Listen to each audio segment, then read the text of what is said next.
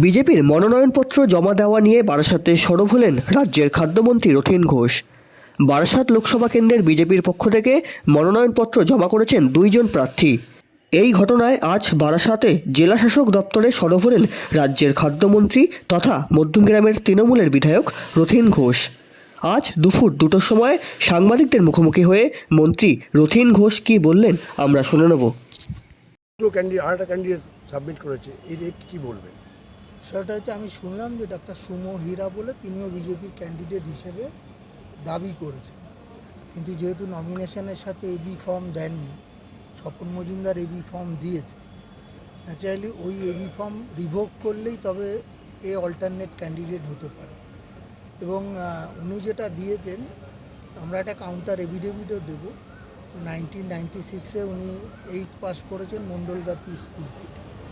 তারপরে উনি দেখাচ্ছেন যে 22-23 সালে রবীন্দ্র ভারতীয় ইউনিভার্সিটি, আমি নেটে অনেক খুঁজেছি, এই ধরনের কোনো ইউনিভার্সিটির নাম পাই, অন্য কোনো স্টেটের কিনা জানি না, কিন্তু ইউনিভার্সিটি হলে গ্র্যাজুয়েশন পোস্ট গ্র্যাজুয়েশন হয়, সেখানে হায়ার সেকেন্ডারি পড়ানোর কথা নয়।